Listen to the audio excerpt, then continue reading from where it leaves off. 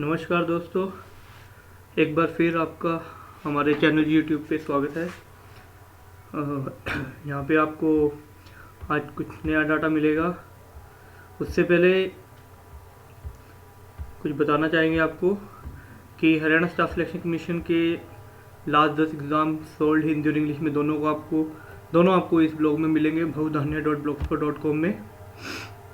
बहुत ही सरल लैंग्वेज में हिंदी और इंग्लिश दोनों में कोडिंग किए गए हैं और अच्छे लिंक हैं। आप इन पे क्लिक करेंगे तो आपको हरियाणा पॉलिटिक्स के बारे में सारी जानकारी मिलेगी, रियो ओलंपिक्स से रिलेटेड जानकारी मिलेगी। काफ़ी अच्छे इसमें लिंक दिए हुए हैं ये देखिए, ठीक है जी।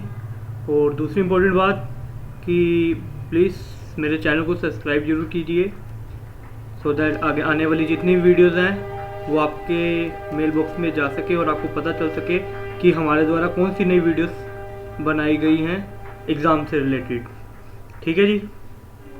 तो आज जो हमारा टॉपिक है वो है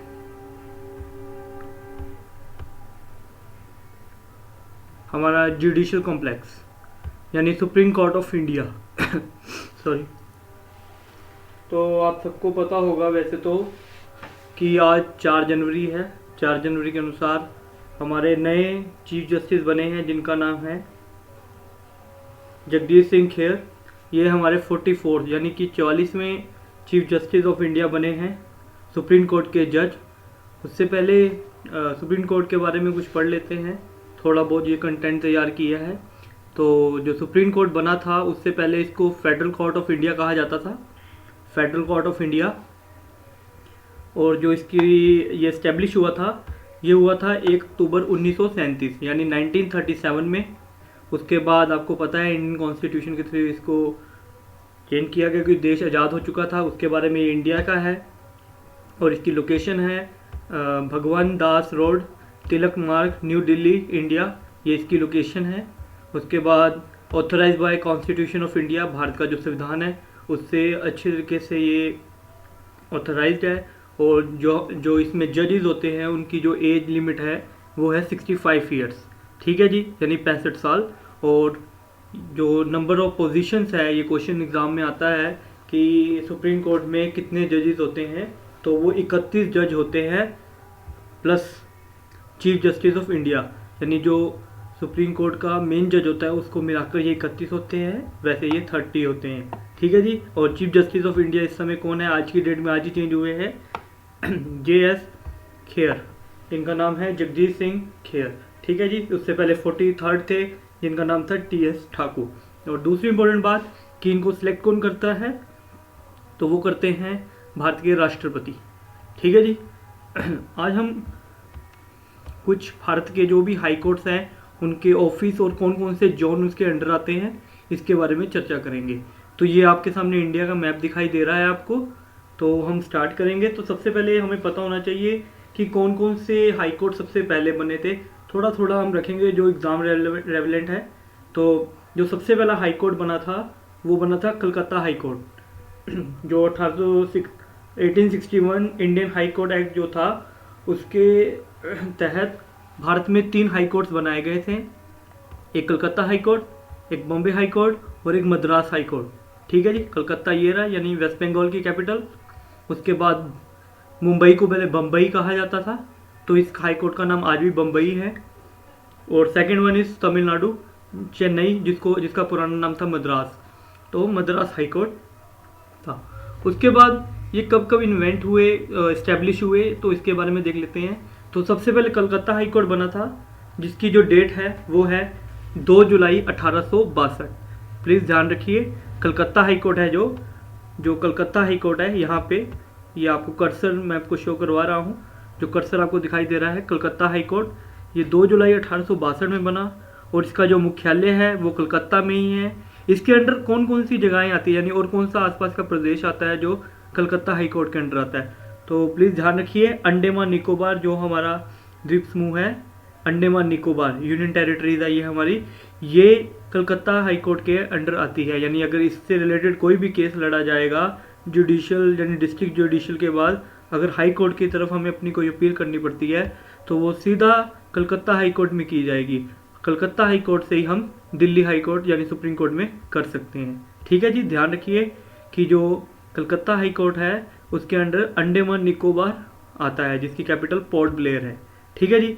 नेक्स्ट बॉम्बे हाई कोर्ट, ये बना 14 अगस्त 1862 में। 14 अगस्त 1862 में बम्बई हाई कोर्ट बना, जिसके अंडर आता है महाराष्ट्र। ये अपनी खुद की ही जो स्टेट है महाराष्ट्र, उसके अंडर आता है। ये छोटा सा सॉरी राज्य गोवा, जिसकी राजधानी पणजी है, ये भी इसी के अंडर आता है। उसके बाद दादर नगर हवेली और दमन द्वीप, दादर नगर हवेली और दमन द्वीप भी मुंबई हाई कोर्ट के अंडर आते हैं। ठीक है जी, ये भी ध्यान रखिए, इसका मुख्यालय मुंबई में ही है। उसके बाद आता है मद्रास हाई कोर्ट। अब तो इसका नाम चेन्नई रख दिया गया है, इस जो तमिलनाडु की कैपिटल है, पहले इसकी कैपिटल का नाम मद्रास हुआ करता था। तो उस समय जब बना था तो इसकी मैं बता देता हूँ फाउंडेशन कब रखी गई थी। तो वो रखी गई थी 15 अगस्त 1862 में। और इसके अंडर आता है तमिलनाडु और पुडुचेरी, जो ये यूनियन टेरिटरी है पुडुचेरी, ये भी मद्रास हाई कोर्ट के अंडर आती है और जो इसका मुख्यालय है वो है चेन्नई में। ठीक है जी। उसके बाद जो इम्पोर्टेंट बात बताने वाली है, ये गुवाहाटी हाई कोर्ट जो असम में पड़ती है, गुवाहाटी हाई कोर्ट। तो गुवाहाटी हाई कोर्ट 1948 में बनी थी। तो इसमें पहले ये सभी मेघालय, मणिपुर, त्रिपुरा, ये सभी इसी के अंडर आया करते थे। पर 2013 में इनको अलग करके इनकी अलग अलग से हाई कोर्ट बना दी गई है। मैं दोबारा रिपीट कर रहा हूँ, मेघालय, मणिपुर और त्रिपुरा, इन 3 स्टेट्स में अपनी अलग अलग हाई कोर्ट्स बन चुकी हैं। इससे पहले ये गुवाहाटी हाई कोर्ट के अंडर आया करती थी। ठीक है। और इसके बाद जो इम्पोर्टेंट है वो है Allahabad high court. Allahabad high court यानी यूपी की हाई कोर्ट है वो, जिसकी स्थापना 11 जून 1866 में हुई थी। ठीक है। और इसका मुख्यालय लखनऊ नहीं है, प्लीज़, उसकी कैपिटल में नहीं है, उसका मुख्यालय इलाहाबाद में है, ध्यान रखिए। और सबसे ज़्यादा बेंचेस वाली high court Allahabad high court ही है, यानी सबसे ज़्यादा बेंचेस, सबसे ज़्यादा जो जजेस हैं वो इलाहाबाद हाई कोर्ट में पाए जाते हैं। ठीक है, आगे बढ़ते हैं। इसके बाद जो इसमें बताने वाली बात है उसके और जो इम्पोर्टेंट है वो मैं बताना चाहता हूँ। उसके बाद जो हरियाणा से है उसमें ये है पंजाब हरियाणा हाई कोर्ट। ये 1975 में बना था, 1975 में। इसके अंडर पंजाब आता है, हरियाणा आता है, चंडीगढ़, इसका मुख्यालय चंडीगढ़ में ही है। तो इन तीनों की एक ही हाई कोर्ट है, वो है पंजाब हरियाणा हाई कोर्ट। ठीक है। और उसके बाद जो इम्पोर्टेंट है वो है Kerala high court. Kerala high court है उसके अंडर लक्षद्वीप आता है, यानी कि जब लक्षद्वीप का कोई भी केसेस होगा तो वो केरला हाई कोर्ट में जाएगा, उसकी जो भी बात को सुना जाएगा केरल हाई कोर्ट के थ्रू सुना जाएगा। और उसका जो मुख्यालय है वो त्रिवेंद्रपुरम में नहीं है, उसका मुख्यालय है अर्नाकुलम। अर्नाकुलम उनका मुख्यालय है, प्लीज़ ध्यान रखिए, उसकी कैपिटल में नहीं है, अर्नाकुलम में है उसका मुख्यालय। और सेकंड उसके बाद जो इम्पोर्टेंट बताने वाला है वो ये है मध्य प्रदेश।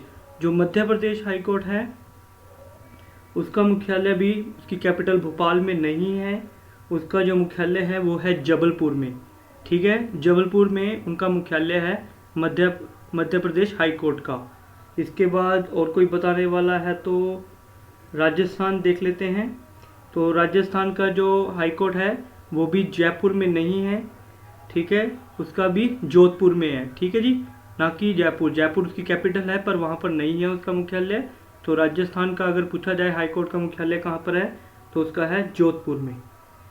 इसके अलावा और कोई बताने लायक नहीं लगा मुझे। जो ज़्यादा कन्फ्यूज़न करते थे वो यही थे यूनियन टेरिटरीज में आपस में। तो ध्यान रखिए, तमिलनाडु का पुडुचेरी के साथ, केरल का लक्षद्वीप के साथ, कलकत्ता का अंडमान निकोबार द्वीप के साथ। तो ये थी थोड़ी सी जानकारी आपके लिए। अगर आपको अच्छा लगे तो प्लीज़ कमेंट कीजिए और सबसे इम्पोर्टेंट चीज़ प्लीज़ सब्सक्राइब ज़रूर कीजिए। धन्यवाद।